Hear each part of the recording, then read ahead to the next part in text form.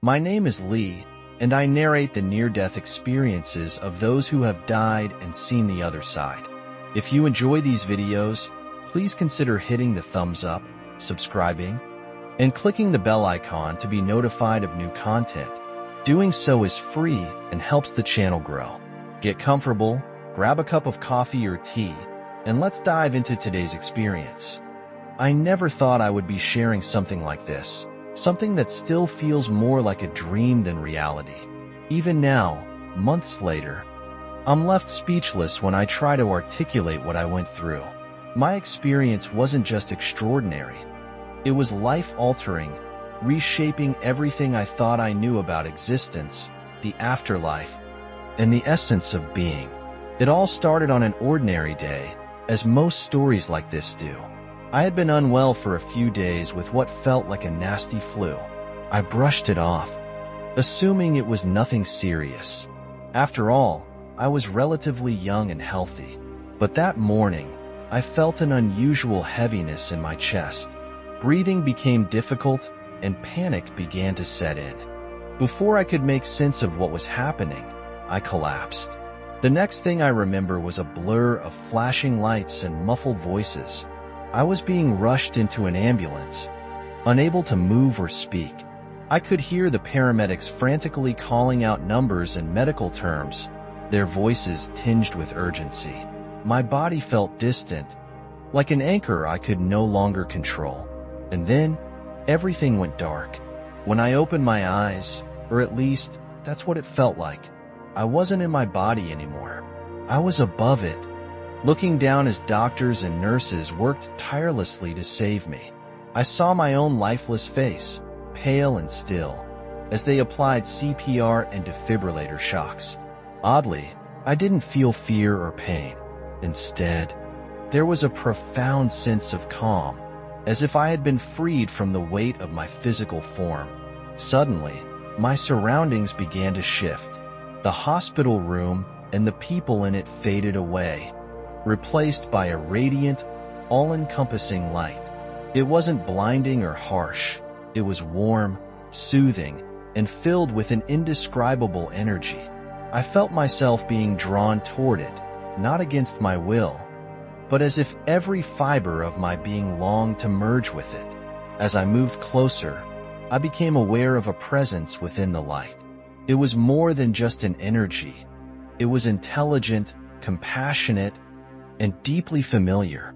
Then, as if molded from the very light itself, a figure emerged. He was both majestic and humble, his features radiating love and understanding. I instantly knew who he was, even though I had never truly believed in him before. It was Jesus. I need to pause here and admit that I wasn't a religious person. I had always been skeptical, questioning the existence of a higher power. Yet here he was, standing before me, as real as the ground beneath my feet, if you could call where I stood a ground. He spoke, not with words, but directly to my soul. "Be not afraid," his voice echoed, each syllable carrying a profound sense of peace. "You are here to understand the truth, to see what you have forgotten." Tears welled up in my eyes, though I wasn't sure why. "Why me?" I asked, my voice trembling. "I've done nothing to deserve this." His response was simple yet overwhelming in its depth. "You are loved. All are loved. Your journey has brought you here to remember the essence of your being." Before I could reply, images began to flood my mind. Memories of my life, but not just the events I had experienced. I saw moments where I had been kind, moments of love and connection, but also moments of anger, judgment, and fear. Yet through it all, there was an unbroken thread of love, as if every choice, every action, was part of a larger tapestry. "Your purpose," Jesus said, "is to embody love, to see yourself and all others as reflections of the same divine light." As he spoke, the light around us shifted, revealing scenes of extraordinary beauty. I saw lush landscapes, vibrant colors that seemed to hum with life, and beings of pure light moving in harmony. It felt like a glimpse of heaven, a realm beyond comprehension where love was the only language. I turned to Jesus and asked the question burning in my heart.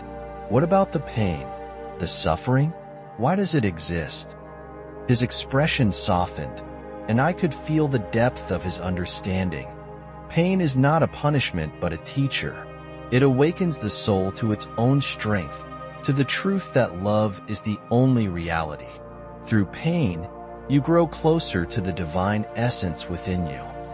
I stood there, absorbing his words, when I suddenly felt a pull, a gentle but undeniable force urging me back. I looked at Jesus, desperation in my eyes. I don't want to leave. Please don't make me go. He smiled, a smile filled with infinite compassion. You are not leaving. With those words, the light began to fade, and the vibrant realm dissolved around me.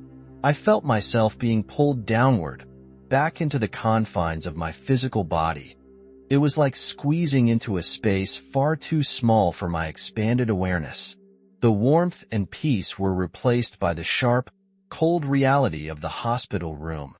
I opened my eyes to find the faces of the medical team hovering above me, their expressions a mixture of relief and amazement. We got him back, one of them said, but I knew I had been somewhere they couldn't imagine, somewhere that changed me forever.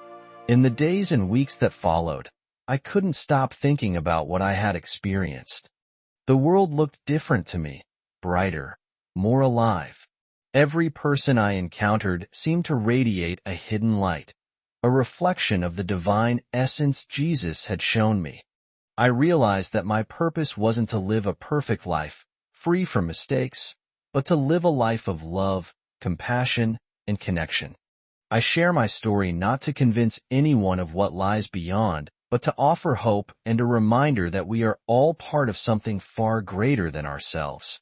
Love is the thread that connects us, the force that guides us, and the truth that sets us free. And for me, that truth is enough.